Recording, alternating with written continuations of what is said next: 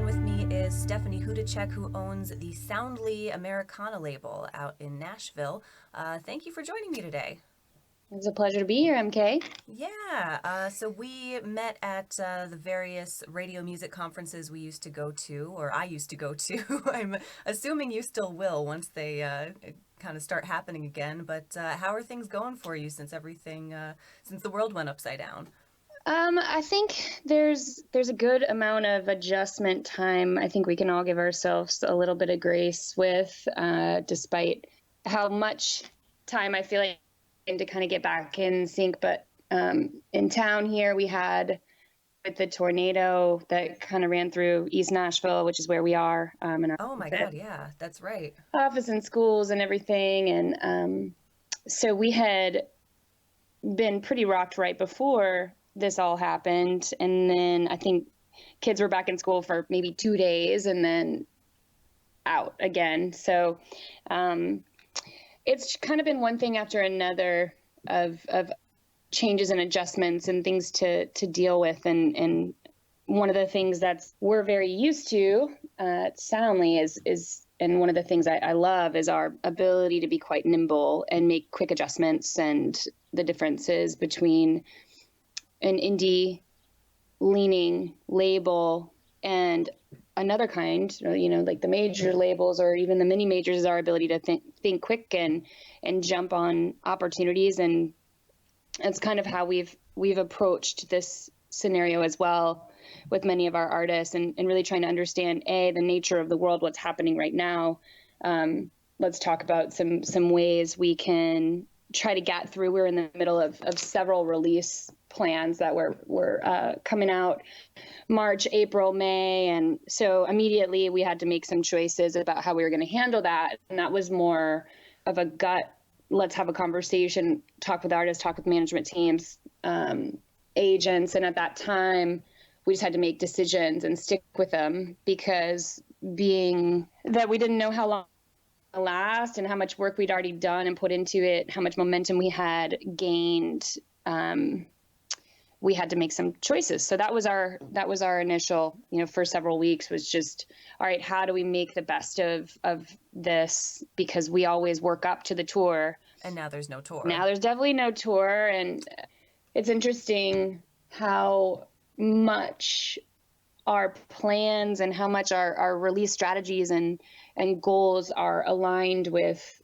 touring, and between press, between radio visits, and routing venues to the distance from a radio station, and just how much outreach there is and work that's involved. And we had to just accept that was sort of a sunk cost, from both a timing and a business perspective and a financial perspective, and try to make the best of it. And those have been the most difficult avenues that I have found, is how do we maintain patience with radio and press outlets and still keep the artists alive and keep their momentum and energy going, and not let these release cycles just die right now. Right, because the artists are still depending on, putting out these albums for their income. Absolutely. Now, the way our model works, we have two sides of the company. We have the label side, and then we have an agency side. And because we're set up as essentially, we run all the business side of what a label would traditionally do. So everything from distribution to marketing to playlisting to team management and organization and communication throughout the process with our teams.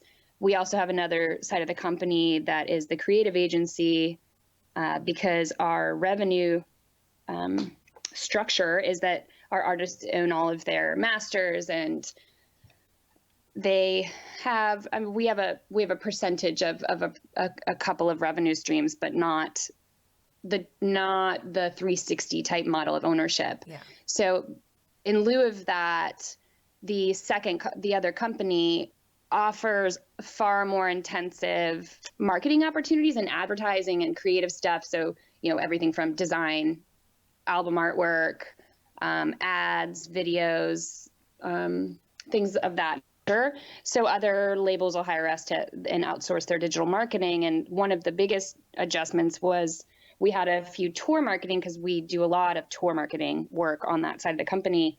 Mm-hmm. And that just sort of twisted itself on its head. And we had to be real quick thinking about how we were going to manage those relationships and those clients and still find a way to serve them. So we just had to get real creative and do it real quickly. Otherwise, we're going to lose half our clients. Yeah. Well, you must have an amazing team. I mean, this is a lot of work that you're describing for one organization. About how many people do you work with? We're quite lean, actually. There's like 5 of us. Yeah, that's an amazing amount of work for 5 people. I may actually do like 10 people's jobs, but yeah, I don't know. I have a particular desire to help through this business period, and my mentality of trying to understand the mechanics of such a complicated industry, but also protect the artist and protect the art form and the creative. And so, I don't know, one of the things that's really adjusted for me is where I used to be, I would go to bed 12 or 1. Now it's 3 every night. So it's yikes. It's an interesting balance, and it's really difficult, but we're doing the best we can. We're maintaining contact through, we have daily check-ins. We've got, I don't know, I think I have lists for days. But my team is insane. They're so, they're quick and they're committed, and they believe so deeply as our culture allows us to be very independent. And the best folks for this company are people that are very self-motivated and driven by the music and the artist and protecting the artist from top to bottom. So yeah, that commitment lends itself to, there's no slacking while we're using Slack. So yeah, like we use a lot of tools for communication, and I trust them implicitly, and we have each other's backs, and we know each other, and we know where our strengths and weaknesses are. And we've just had to compensate for the lack of being together, because it's such a vibe thing where we can just sit down and riff, or randomly something comes up that I definitely miss that, where something just comes up and we can just kick it around, or have our creative meetings, or which are intentionally like not on the computer. So we can, that's one of my greatest joys of doing this work, is having the creative box meetings. Let's just riff on this for a little bit. Brainstorm session. It's just not the same, but there's so much to be said for just bouncing energy off of each other, and reading the room and really kind of sensing like when an idea gets people excited and when it's kind of like, it's just all right, flat lines. I miss them so much. I can't even deal. I'm just like, I miss them so much. I haven't seen them in I don't think I can count anymore. It makes me sad. Yeah, a couple of months. Yeah. Oh man. Well, let's talk about happy things too. One thing that I've really admired about Soundly over the years is the artists that you choose to work with. You obviously believe in so strongly, and I'm sure it's the case for everybody at your company, where you will go to bat for these artists. Can we talk a little bit about who's on your label right now and who you're working with and who you're excited about? I do have a particular. I love what we do so much, and the artists behind them, and the multifaceted personalities and the stories. And, sometimes, we're in the middle of a few projects because we're a very multi-genre label. So everything from kind of indie rock to Americana to folk to bluegrass, country, it's kind of runs the gamut, just stuff we love. And it's not necessarily, we're kind of genre agnostic, as I like to call it. And it's just music that kind of moves us. And yes, we are oftentimes in the Americana lane, but that seems to have such a wide scope. And I'm sure that's also has something to do with the fact that you're based in Nashville. So I'm sure there's no lack of really talented artists in that vein in your area. It's like I grew up on the singer-songwriter, that's my whole background. That's what I connect to the most, frequently. But man, I can do some good rock and roll. I can do some good, weird indie stuff. Well, I know you started working with the Mammals, who I love, who are from my area. I love Um, them. yeah, they're wonderful. How's that album release been? That's kind of a current one, right? Absolutely. So that thing that comes out in May, and we started rolling out, I think March, and they're very, um, I say complicated in the best way, but that's because trying to just understand their team, the dynamic of Mike and Ruthie, understand, where their past history was, the distance between each release, what the goals are. I spend a lot of time talking about goals and trying to get us all aligned so we're working towards the same thing. But they're so creative and they're such hustlers, and I mean, they've come up with some of the coolest content. Their artwork is so beautiful.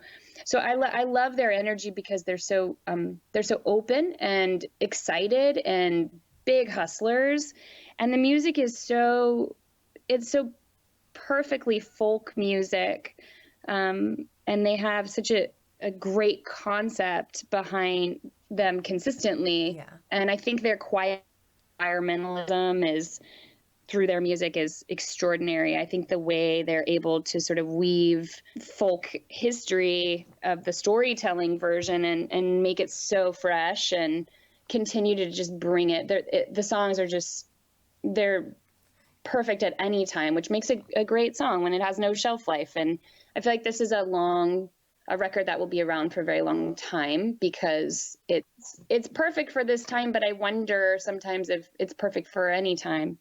But they're hustlers, and I those are my favorites. I love working with people that are open to collaboration, and they've been so wonderful. And I know Yeah. for them, we're trying to. I mean, the best thing we can do for our artists right now is drive people to the website to buy merch, to help them sustain. I mean, I've got Yeah. some artists that have lost so much money in touring revenue that it's terrible. And all of that work that gets put in is from the agent side. It's sort of an unfortunate situation from top to bottom, but there's still a way. I mean, we're working with Caleb Cottle and Jesse Daniel and Aubrey Sellers and Daryl Scott and the Mammals. And I mean, we're in mid-cycle with a lot of folks. We've got a bunch of stuff coming up too. And that's kind of in the challenging part because these artists that I just mentioned have sustained so beautifully. Like the campaigns are just, they keep going. The fans keep showing up. They're making really great, quick adjustments to the right now and maintaining, sales streams, all the things from site to DSPs. So what I would anticipate things starting to slow down, Mm-hmm. 12, 16 weeks after a record drops. They're just not. They're just not.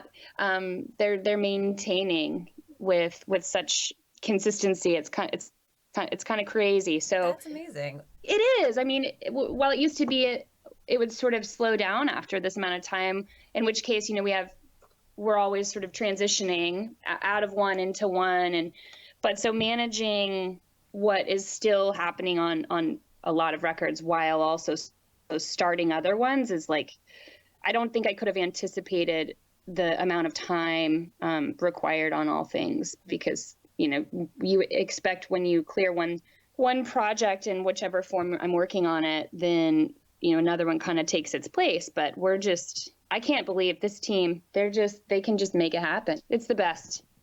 Yeah. But Sarah Siskin, that's one we just released a couple weeks ago, and that is extraordinary. Mm. Did you hear that record? It's No, not yet. first solo record in 9 years, and it is the most beautiful thing. And it's beautiful. I gotta send you a copy of it so you can hear it. You'd love it. Yeah, I would love to. Yeah.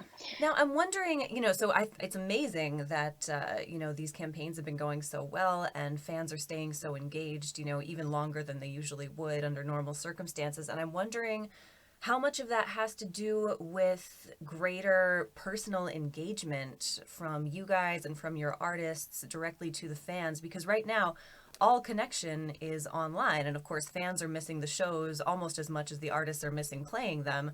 So, I wonder if there's kind of this greater enthusiasm among music fans, especially, the kind of people who listen to your artists are the kind of people who really love music and care about music and, understand how difficult a time this is for independent musicians. So I wonder if there's like more of a drive from them to show up and show support and be there. Have your artists been doing live streams? What do you think about the live stream concert thing? Well, one question for you first. When you're confused or lonely or scared or lost or excited, like what do you do? What can you always go do? Listen to music, of course. Exactly. So, I mean, I think that there's an opportunity here for this connection that will last forever. And the way that I like to approach it is, I mean, with Daryl Scott, for example, we talked so much about, do we pull the record? What are we going to do with, what does he want to do? Because we were all gearing up for Merle Fest release, and all of that kind of went out the window. But do we keep going or not? And my feeling about it was, why do people listen to Daryl Scott? It's not, to go party at a festival. It's to be connected. It's to feel like somebody understands you, to feel like heard and understood and a little less frightened and a little more, I don't know, a little more connected, I guess. And if our end goal, forget revenue, forget, advertising and marketing and numbers. And at the end of the day, if we pull back and try to figure out why we all do what we do, it's for the music and for the people to have that connection and feel a little safer for one reason, any reason.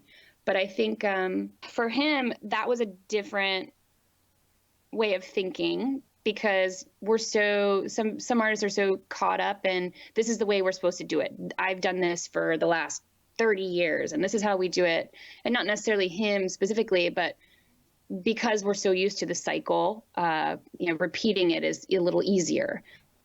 But so I love disruption because it forces people to get outside of their head and remember why we're doing this anyway. Like, yeah, of course we can grow numbers, we can engage with fans, we can go to different cities, we can visit stations, we can talk to press and blah, blah, blah. But at the end of the day, the whole point of any of it is for people to hear the music. So why not allow and be there for your fans when, like, you're all feeling the same thing. You just have this gift of art to share and bring people together and feel better. So with that in mind, we absolutely have been a big proponent and fan of the live streams. I think they've gotten a little out of control, but I get the fatigue that a lot of fans are thinking. And I think of it like the cereal aisle. When you go to the cereal aisle and there's like 1 million boxes of cereal. Yeah. And every time you're like, okay, brain overload, I'm just going to go with my tried and true, the one that I always know is going to be good. Right. So what we've been trying to do is organize a very consistent weekly for the fans, so that they know what to expect. They can plan on it. They can, but because we believe so deeply in the artists having so many parts of their personality, they're not just one-dimensional artists, and no human is one-dimensional. So we're trying to encourage, like for Mark Arelli, he has a history in biology and science, and he also studies musicology, and he just is so interested in so many different the study of so many things, that we talked about his being ology with Mark Arelli, so that he could invite guests in to study history of music one day, but he could also have a biology day, and each one featuring something else about him, helping fans understood more and more about who this person is, why these songs, how they came to be. It helps fans and it helps the artist really understand and give an opportunity to connect even deeper. Yeah, Jesse Daniel, we've talked about, he loves to cook, and he is this interesting amalgamation of genres.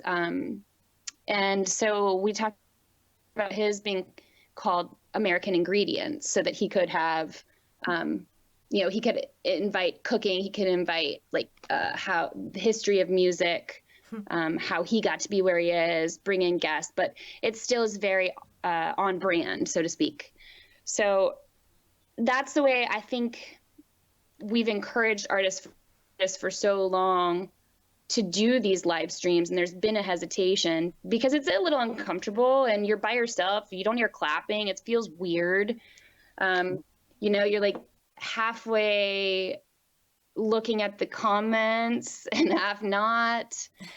Trying not to look at yourself on the screen. Totally, it's bizarre. It's totally bizarre. It's hard to focus. I don't know how they do it. It really is extraordinary.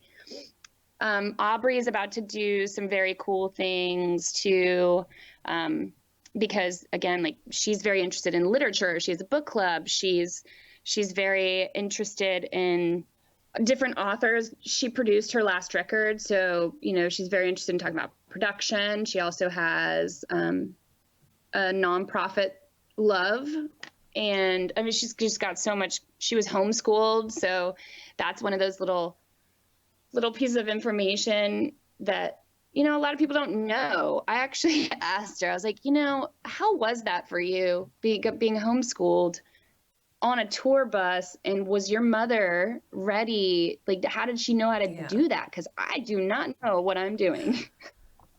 And what'd she say? It's funny.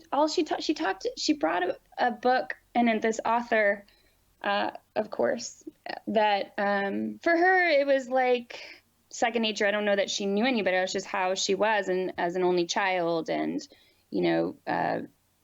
having Leanne Womack as your mom. And I mean, I'm not sure that she knew it any other way, but she loved it. And so we talked about it briefly. I think I just want to know more about it. And that's, yes, because I'm a fan, but I just want to know what her experience was. So because at our company, we're all such huge music nerds and love so much what we're working on. It's like, I get it from a fan side too. It's like, I want to know how that was. That's an interesting piece of information. How do we add value to your fans beyond the music? Because you are such an interesting person. Yeah. And they'll come out the other side of this feeling like, they are a little closer with her, they know her a little better, and they'll be even more excited to go to her shows. And the songs make even more sense. I mean, yeah. So there's a lot of ways we're trying to, and she and Leanne actually did this bluegrass situation, and they sang this song, Keep on the Sunny Side, together. And I've never heard them sing together like that. And it was, I think I smiled for the rest of the day. It was so amazing. I loved it so much. Well, that feels like a really good place to transition into our second topic, which is, so you are, as well as being a business owner who stays up until 3 a.m. working every night, you also are a mom, and I'm sure that is a full-time job in and of itself. So I'd love to talk about kids, both right now during, the lockdown situation. Are you having to homeschool? Yes. I have my daughter just turned 9 a couple weeks ago. Mm-hmm. Son is almost 6. So they're at very different places. 3rd grade is very like social, and that's been very difficult. She's also just, her personality lends itself towards structure and very traditional school type environment she thrives in. Mm-hmm. So trying to deal with that for her has been a very big struggle, because it's just a lot of pressure from top to bottom. I mean, how much can we possibly expect of ourselves or our kids during this time? And they were so traumatized by the tornado. She was so traumatized. Oh. And then bring up this pandemic, and it's so confusing. And I think our teachers have been amazing and have done so much. The schools have done so much to try to keep some version of consistency. But yeah, we live on a little bit of property. So we'll go out to the creek and, have a science lesson on salamanders. We've built zip lines to learn about gravity and, physics. That's so cool. Is any of that like suggested to you by their teachers, or is this just stuff you're coming up with on your own? Well, we just like to build stuff around here. So no, the Nice. teachers stuff, I mean, there's a lot of paper. It's an amazing amount of paper, Mm. but they like to, they want to print out, and I really try to manage the screen time. So any of the online work is a little bit, I don't even want them on the screen. Because it's springtime, go outside, go learn life lessons. But Yeah.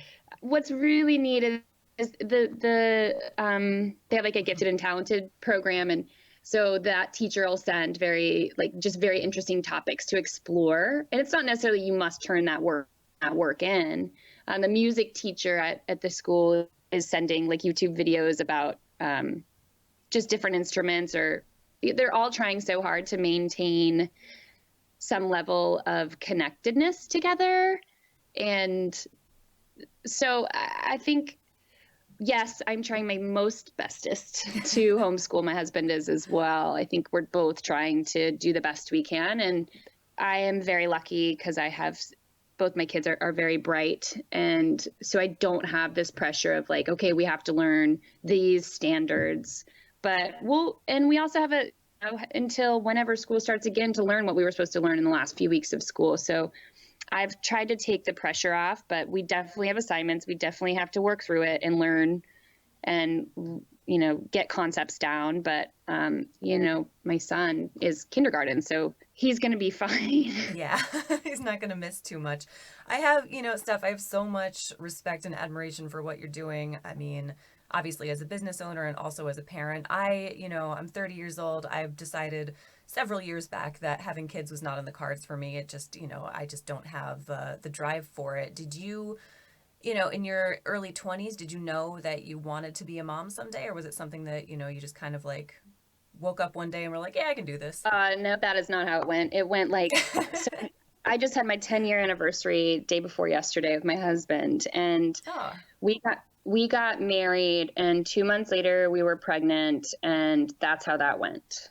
yeah. So, and I wanted her to have a sibling. And yeah, I mean, there was a certain amount of time, I don't know the distance between siblings or the right thing to do in terms of spacing, but it felt like if we didn't have our son at the time, we weren't going to have another one. And I wanted her to have that experience in her life. I thought it would be the greatest gift we could ever give her. Yeah. Did you have siblings? I have an older brother, yes. Yeah.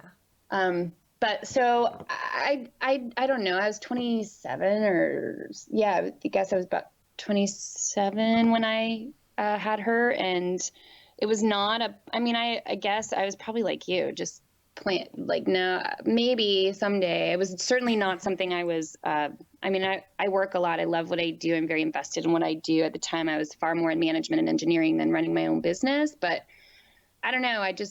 It was not a planned situation. But you gotta roll with it, and just she is an extraordinary thing. So they both are. It must be amazing watching them turn into the people that they're going to be, separately of like, what rubs off from you or what you actively try to teach them. But like what I imagine is really interesting is watching them develop, their own personality quirks and their own likes and dislikes that you're like, where did that come from? Like, have you seen any of that so far? Oh my gosh, it starts so early, and it's like immediately, and even looking back, so many things from when they're babies to, I mean, the little quirks. Like my daughter, she's never slept. She just doesn't sleep. I don't know. She required. She came out with bags under her eyes, and she still has them. And I mean, she can sleep. She can, like, no problem. Feel free. We would love for you to sleep, but she's got better stuff to do. The day awaits, and it doesn't matter when she goes to bed. She's ready. And she just has little quirks for sure. And but what I find so fascinating is how different they are. Even beyond just, different sex, they're just so different. And the relationship I have with them is each so different Yeah. and sweet and hard and confusing and challenging.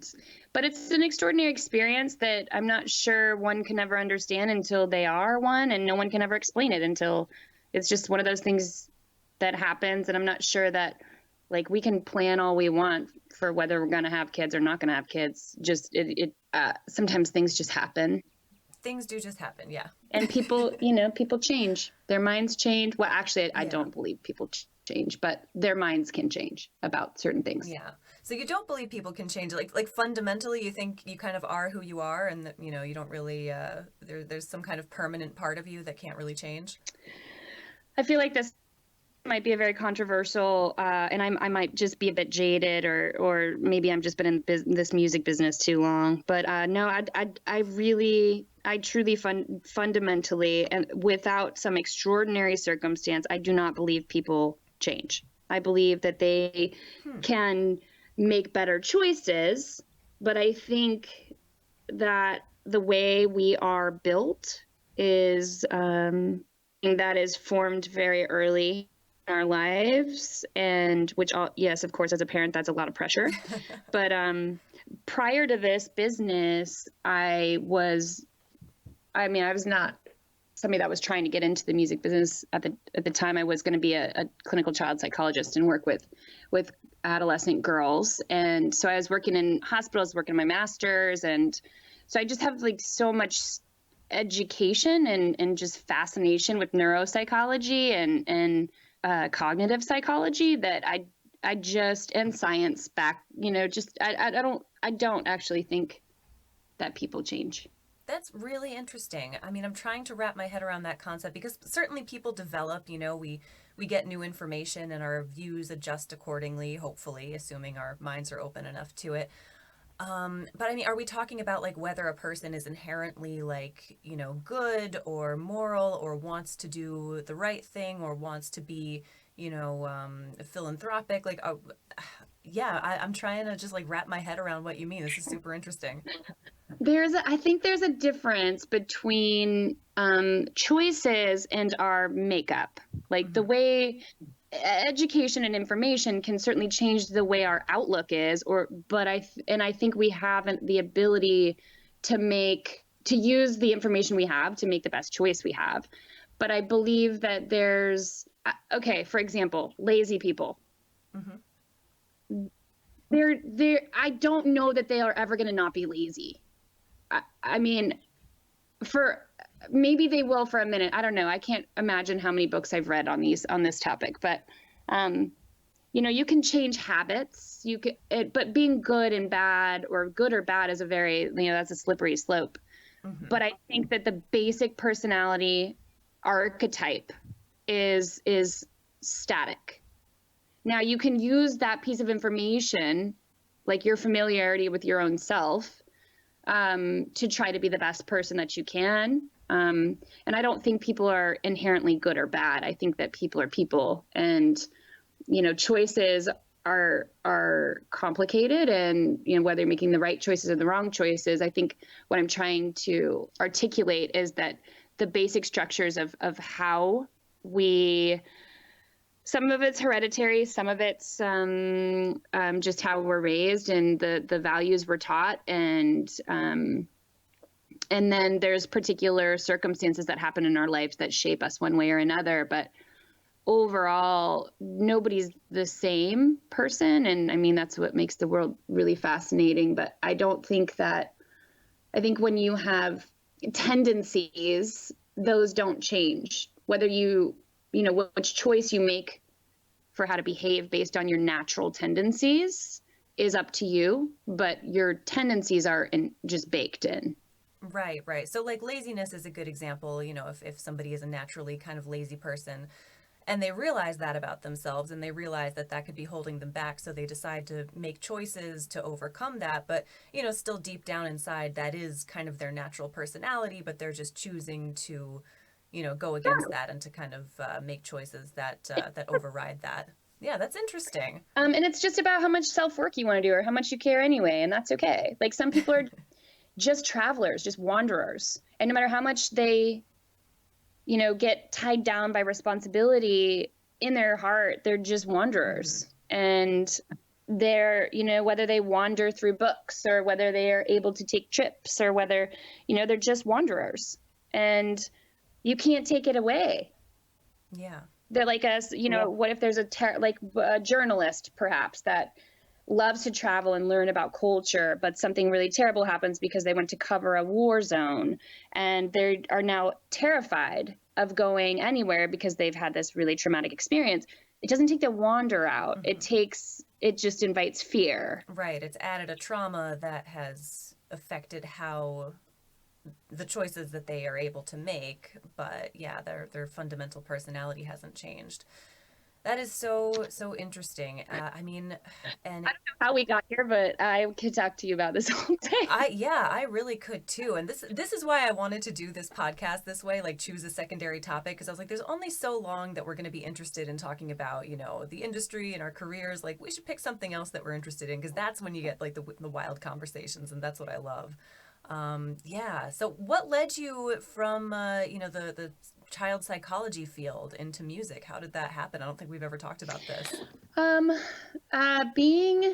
was working in hospitals, as I mentioned, and I really wanted to work with girls. I didn't really have any desire to work with adults. I don't know why, but at the time that was just, I don't know, I was young. I was 16 when I went to college. I was 20 in grad school. The choices at the time, because I was so driven. I'm very driven. And so I just didn't look back. I made a decision, and this is the path I was going to take. But in this moment, I was in the hospitals, and there's some kids in that wing at the time that I was running sort of, group therapy with them. And I knew what was going on in their worlds, and it was devastating and excruciating. But at the next day I would come to work and they would be gone, and I knew what they had gone home to. Mm-hmm. And I was not in a healthy place because I couldn't handle it. I couldn't handle a healthy separation between life and work. Now, granted, I was 21, 22 years old, but I could see how badly it was chewing me up. And I had to make a choice about how I wanted, how I was going to be able to live my life in a healthy way for them and for myself. And I knew that I was never going to be able to have that separation in an effective way, that it was going to be, I didn't think I was built to turn it off. Yeah. So, I probably had a year left, but I had to do some very introspective work. I became a wilderness intervention therapist and went hiking around the mountains in Utah, because the only thing that I ever thought that could really be helpful was just what I knew, which was helpful to me, which was being outside, hiking, and music. So I started working with kids in the wilderness intervention type. And then I realized that that's a very privileged situation. So then I went to audio engineering school, got that degree, moved to Nashville, and started making records, made some very cool records, went on the road, came back, got more management, got more into running other people's labels, distribution, and here we are today. So the only real goal of what I do, the power of healing through music, and kind of if you peel it all back, that's kind of how we got to where we are. That is quite a journey. I had no idea. Really? I'm surprised we didn't talk about this. Yeah, I guess, at the conferences, we were always just talking about music and the label and radio, and just never really got into it. So yeah, I'm glad I know that now. That's funny. Yeah, I mean, it's a complicated and long story, and I can't quite figure out a way to glom it into one like succinct why I do what I do. But there's absolutely there's a through line of wanting to put good into the world, I think, and wanting to do something that serves humanity in some way, and certainly making music does that, and especially the way that you do it and the way that you run your label. Like I mentioned earlier, you are so artist friendly and artist driven, and you are in it to put out music that you believe in with people that you believe in. Yeah, it's true. I love it. I love what I do from the, I mean, I think now it's ironic because there's so much talk. There's so much talking with our artists. It's almost like what is a perfect job for somebody with a very a therapist background, an engineering background, and just like a full on love and appreciation for music. And I feel like this would be it. You And found it, yeah. I think I did. And what's amazing is the team is like that too. And I mean, there's been a few people that come and go from our company right now. We're just super, super tight, and it's wonderful to have like-minded individuals. And working alone is never, it's not like a good place for me to be. It's like a creative vacuum when I start working alone. And so I love working with as many people as we get to work with, as many artists that we get to. And, this is year 4 of this label, and man, we've done some extraordinary work. We've learned so much stuff. We get to try and fail and try and fail and build stuff and destroy it, start over again. And they're so open, and I'm so honored that they trust us with these are like little babies they've birthed, and Yeah.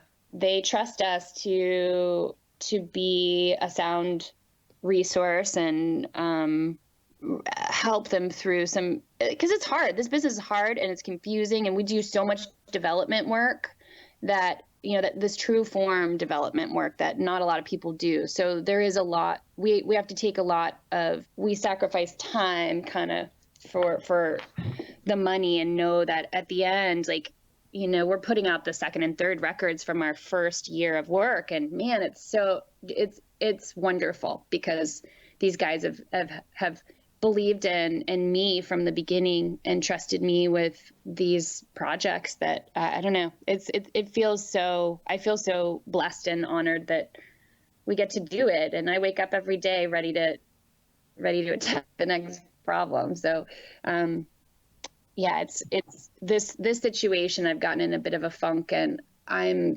very excited to have come out on the other side of it. Yeah. There's a publicist, very good friend of mine, and I was talking about my creative guy. His name's Nick Malone, and he and I have been working on the creative direction for this female artist that we're working with, and between illustration and trying to understand, okay, what are we trying to say with this song? This is not a new artist, so she already has a bit of a history and an imagery, and how are we going to communicate what this record is to the public? Because she's been in a lane, she's been in a pop lane, she's been in a country lane, but this lane is another one. How do we make sense of this? And what are you trying to say? And what does that look like to you? And what does this song mean? What does this record mean? Go through all of that stuff. And we take that into very serious consideration when we're trying to build out creatives and come up with art and packaging and the way things look across all channels for that cohesive branding and imaging. And so she went with a different artist or a different idea, concept, despite all the time and effort we'd put into it together as a team, her included. But I was talking to the publicist, and I said, yeah, I think she's going to go a different direction. I don't know how I'm going to tell Nick, because he had, it's all his illustration and build, and it was a very cool concept that was driven by the artist. But she's like, have you ever seen that movie Moana? I said, yes, of course. Like, yes, I have a 9-year-old girl. I can't tell you how many times I've seen that movie. And she said, the most interesting metaphor to me, and I have to unpack it still because it was just like 2 days ago, and she's like, you're like the Tafiti of the music business, where you've got like all these artists in your branches and you're trying to like protect them, and it's everything from the creative on your team to the artists themselves. And man, this business is nasty. And I just don't, I've had people tell me in life, in this business, you know, you're just not mean enough. You're not a big enough asshole to be good at this or this or this. And I kind of don't agree. I think that there's a lot of goodness in the world, despite all evidence to the contrary. And, you know, there's a lot of nasty stuff certainly that goes on, as you well know, particularly being a woman in this business. But not everybody's like that. Yeah, you need to make we need to make a conscious choice to reject that narrative that we have to be nasty and we have to be cutthroat in order to be successful. And I mean, you know, you're a great example, because I love the Tafiti metaphor. That's, you know, I've seen Moana a few times myself, despite not having children. I do like cartoon movies. Yeah, I mean, it's such a wonderful thing to be called, like nurturing and, you know, kind of this like great earth mother figure. And that's so much more, I mean, look at, you know, if we're looking at Moana as a metaphor for the music industry, you know, the when she's nasty and full of hatred and full of anger, you know, and nobody can get close to her and she can't grow anything and she's just spreading negativity out across the ocean. But then when she, you know, remembers to accept love and, you know, her heart is whole again, that's when she's, you know, green and growing and nurturing. So yeah, I think we need to reject the narrative that you have to be cutthroat to get ahead. Yeah, I think you're probably right. And I don't like the way, I don't, look, I can be very, matter of fact. I certainly have get angry, and, you know, can use some choice words, but most of the time, you know, I don't necessarily have this drive that, you know, I hope that our work speaks for itself. I think that we certainly put our heart and soul into it, and we're not for everybody. The way we work, the way our brand is, the way our company works, like, you know, we're right for the people that we're right for, and that's okay. And that's an interesting lesson to have learned, is that, like, you know, you don't have to be for everybody. Mm-hmm. Want to be for the right people, just like an artist doesn't have to be for everybody. They can just be for their people. And hopefully we're bringing value to their lives and the world because of, you know, the ability for music to reach and connect with so many people and heal so many people and get, like, be there for the best moments and the worst moments and the fun ones and scary ones. And I mean, I certainly am not aiming to have some brand message tagline be like the, you know, Mother Earth of the music business, but well, you know, there's so many. Let's talk about all the narratives involved with A, being a mom in the business, B, being a woman in the business, and C, being soft. Yeah. You're going to get screwed. Well, and you also, you know, and I've noticed this hanging out with you at some of the conferences, especially some of the older men are very surprised to learn that, you know, you have your own business, that you have accomplished as much as you have. Because you also look, you know, you look young, you look great. And I think they tend to assume that you're like this, you know, fresh out of college kid. And I'm sure that takes a little bit of, you know, like how do you deal with that professionally, like when somebody is like condescending? I find it amusing, because I mean, I can't change the way that, you know, that I look like I'm 22. I get it. But, you know, I'm also 36 years old, or almost 37, I think. And it is totally condescending. And some people it's nasty, like it's just not right. And it's frustrating. But, you know, the funny part is, like, at the end of the day, if given the opportunity, there is a much more profound respect after we have conversations that involve reality. And that brings me a little joy and peace, because, I don't know, oftentimes things aren't what they seem. So, and people rarely surprise me. And I find snap judgments to be very interesting. And yes, of course, the conferences we're at, there's a particular demographic of attendees. So that particular demographic, I'm sure it doesn't. I don't know, MK. What I mean, you have the same thing. Do you find it condescending? I think I'm a little bit, I'm no longer with the radio station, but I think I was a little bit easier to palate for some people, where it was like, okay, I'm a music director, I'm an on-air host, like that's not super against type, but I think, you surprised more people than I did. Yeah, I don't know why, but that's just where, I mean, my mom's a builder. She's a general contractor. She runs her own business. My aunts are vets and run a hospital, a veterinary hospital. Like, this is just the way we are. We're made up to be entrepreneurs, little fighters, running around, hustling and trying to figure out how to make things beautiful and better. And, Yeah. and I, trust me, there have been some particular moments that I don't think I'll ever forget with the ridiculousness of what people have said to me. All it makes me want to do is it makes it worse for me to want to just to prove them wrong on it, which is I find it a challenge, and I like challenges. I get bored easily, so I like challenges, and I get less angry with radio folks, it feels like, than label folks. There's been some, or actually attorney folks, they make me the most angry. Their condescension makes me absolutely bananas. Yeah, that makes sense. I'm sure it's frustrating. It's all right. I mean, there's better, the more we're in it, the more people know us, the more, I mean, I remember actually, this is funny, a promoter who is now a very good friend, said something to me when we had just met a few times, and we just happened to be, he asked me at an airport on the way home. He works for a major label, and he's like, so does your husband run the label with you or what? And I was so angry.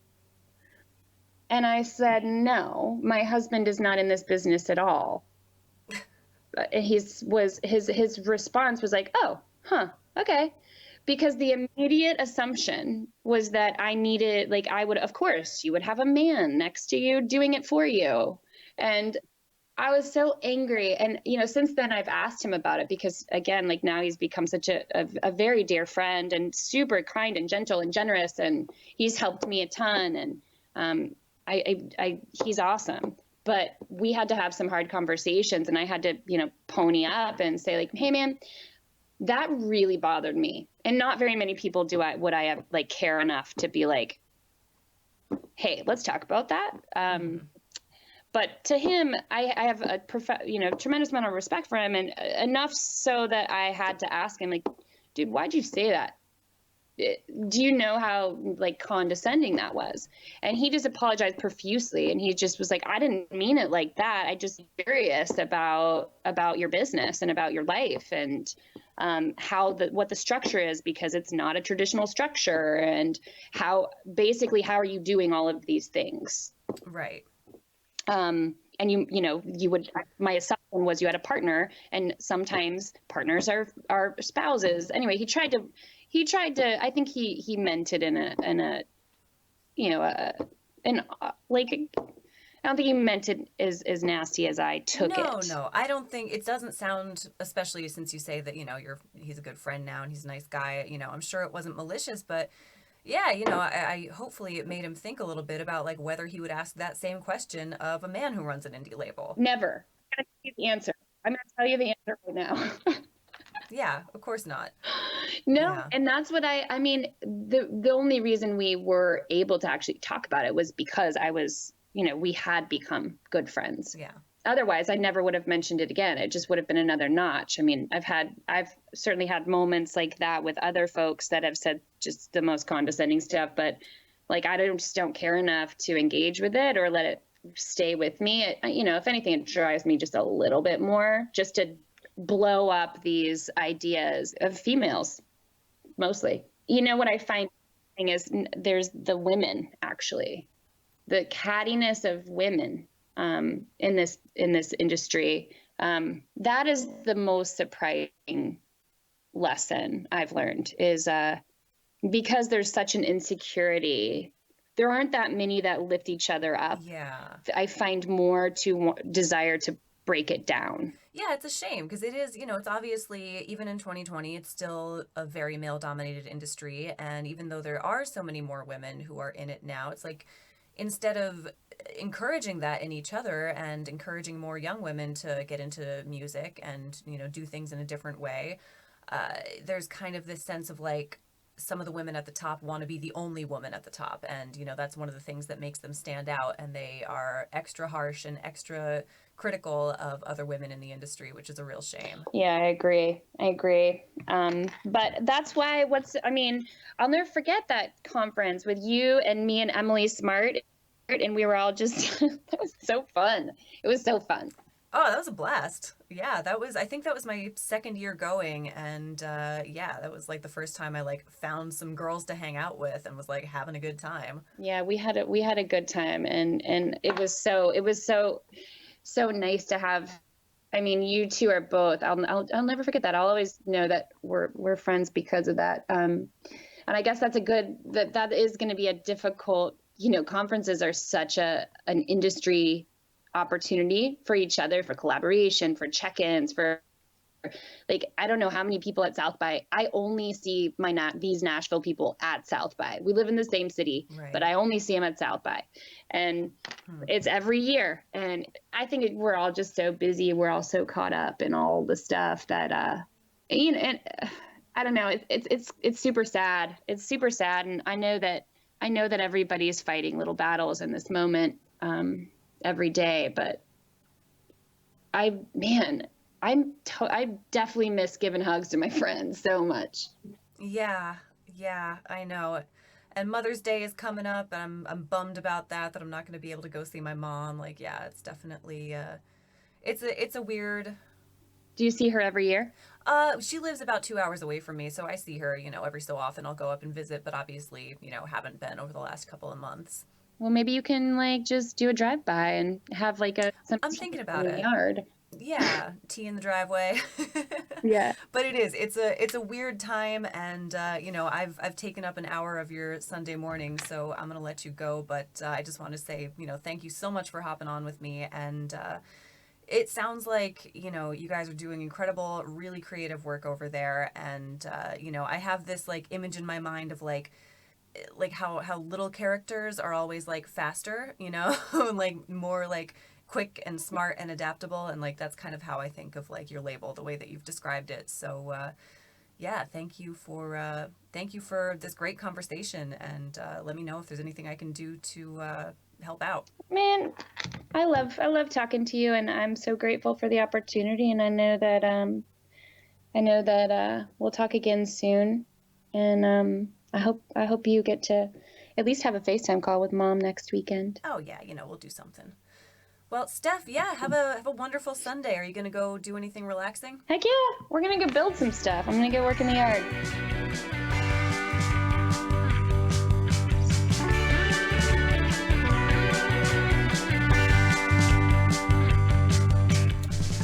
Thanks for listening to More Music Please Quarantine Beat.